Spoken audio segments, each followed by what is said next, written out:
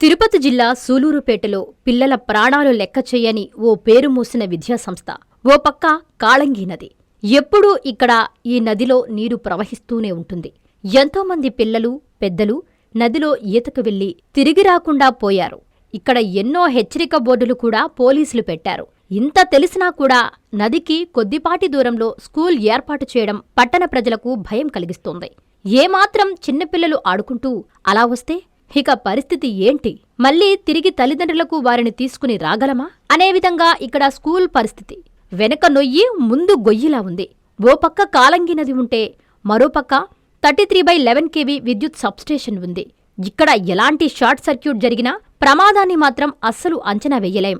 అనేకసార్లు short circuit జరిగినట్లు చెబుతున్నారు. ఇంతటి ప్రమాదం పొంచి ఉందని తెలిసినా అధికారులు స్కూల్కి అనుమతులు ఎలా ఇచ్చారు? కాళంగి నది పరివాహక ప్రాంతంగా గుర్తించి ఇక్కడ వేసిన లేఅవుట్ను అధికారిక లేఅవుట్గా తెలియచేసి ఇక్కడ ఎలాంటి నిర్మాణాలు జరగకూడదని నిర్ణయించారు. అయితే స్కూల్కు మాత్రం ఎలా అనుమతులొచ్చాయి? ఎవరి స్వార్థం కోసం, ఎవరి లాభం కోసం బిడ్డల ప్రాణాలు పణంగా పెడుతున్నారో తెలియడం లేదు. ఇకనైనా సంబంధిత అధికారులు చర్యలు చేపట్టకపోతే తర్వాత జరిగే ప్రమాదాలకు మీరే బాధ్యత వహించాల్సుంటుందని స్థానిక ప్రజలు హెచ్చరిస్తున్నారు.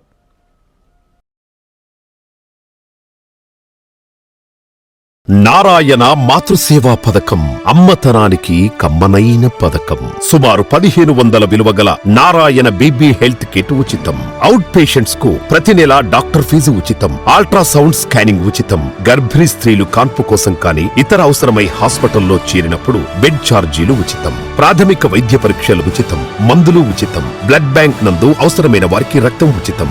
5 నుండి 9 నెలల గర్భిణీలకు ప్రతి నెల చెకప్ సమయంలో ఉచిత డ్రై ఫ్రూట్ బాక్స్ మరియు వేరుశెనగ చిక్కీలు ఉచితంగా ఇవ్వబడును.